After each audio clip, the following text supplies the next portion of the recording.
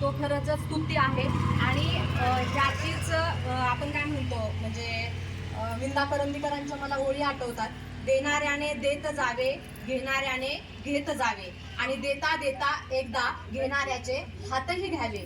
म्हणजे काय तर की आपण जी परोपकारी वृत्ती आहे, बरोबर आहे, तर ती परोपकारी वृत्ती आपल्या स्वतःमध्ये घेतली पाहिजे.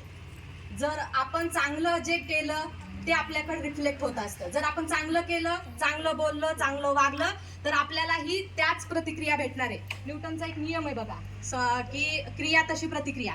जे आपण देऊ ते आपल्याकडे रिटर्न येणार आहे. आणि त्याचंच एक जिवंत उदाहरण म्हणजे सरांनी सुरुवातीला सांगितलं की त्यांच्या जे संसाराची सुरुवात आहे ती कशा पद्धतीने केली. अगदी शून्यातून त्यांनी हे जे विश्व उभा केलेलं आहे. सरांनी काल बोलता बोलता सांगितलं की त्यांची मुलं ही खूप चांगल्या एज्युकेटेड आहेत आणि ते आज खूप वेल सेट आहेत.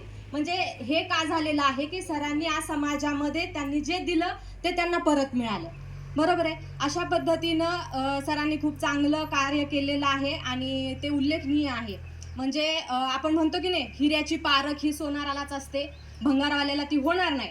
जसं की सरांनी आता समाजातील जी चांगली चांगली लोक आहेत ते निवडून काढण्याचं आणि त्यांचा यथोचित सन्मान, त्यांच्या कार्याचा सन्मान करण्याचा जो मानस ठेवलेला आहे तो खरोखरच अगदी चांगला आहे, ज्याच्याने की लोकांनाही त्याच्यातून प्रेरणा मिळणार आहे आणि त्याही लोकांचं कुठंतरी त्यांच्या कामाचं त्यांना पोचपावती मिळणार आहे. आता हे लक्षात घ्या की समाजामध्ये चांगली लोक जेवढी आहेत तेवढी वाईटही लोक आहेत. म्हणजे आज अशी मुलं मुली आहेत की जे आपल्या आई वडिलांना देखील सांभाळत नाही. बरोबर आहे. म्हणजे आपण जेव्हा जीवन जगत असताना आपली समाजाप्रती काहीतरी सामाजिक बांधिलकी असते, तीही आपण जोपासली पाहिजे. ह्याच्यासाठी माझी एक कविता आहे, मला ती आठवली आता.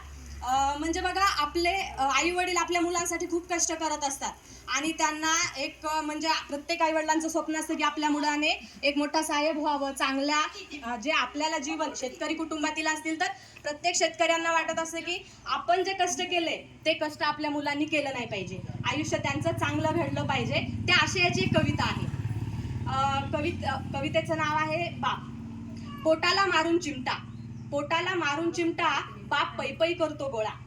पोटाला मारून चिमटा, बाप पैपै करतो गोळा. माझ्या बाबूला साहेब करायचंय, शिकवून लय शाळा. हे सपन पुरं कराया, हे सपन पुरं कराया, त्याचं कुठं नसल नडलं. हे सपन पुरं कराया, त्याचं कुठं नसल नडलं. 2% 10% काढलं, नाही त्याच्या पुढं हात त्यानं जोडलं. साऱ्या शिवाराचं बांध खुडलं आणि त्यातच त्याचं हातपाय झडलं. जीवाची चैन करावी, जीवाची चैन करावी, कवा नाही वाटलं. ठिगळं जोडता जोडता कळलं नाही आयुष्य कधी फाटलं. पण लेकाला द्यायला तोडा, पण लेकाला द्यायला तोडा, केला त्यानं चांबड्याचा जोडा. घडवायचं ते सारं घडलं, घडवायचं ते सारं घडलं. साहेबाकडे बघून डोळं आनंदानं रडलं, पण पंख फुटलेलं पाखरू कळलं नाही घरट्यातून कधी उडलं. आता येईल, आता येईल, मग येईल असं त्यास वाटलं, पण शेवटच्या क्षणीही त्याने गाव नाही गाठलं. पाखरावाणी वाट बघून मायच्या डोळ्याचं पाणी डोळ्यातच आटलं. इतकं करून बी, इतकं करून बी पोटच्या गोळ्यानं नाही, तिरायतानच तोंडात पाणी ओतलं. म्हणजे हे बघा, आज कोठ्यावधीचे बंगले आहेत, पण आपले आई वडील जे फॉरेन कंट्रीमध्ये मुलं जातात ते आई वडिलांना म्हणजे सांभाळायला लोक ठेवतात. ते मेलेले बाहेर जेव्हा वास यायला लागतो तेव्हा लोकांना कळतं ही म्हणजे उच्चभ्रू सोसायटीतील लोकांची ही कंडिशन आहे.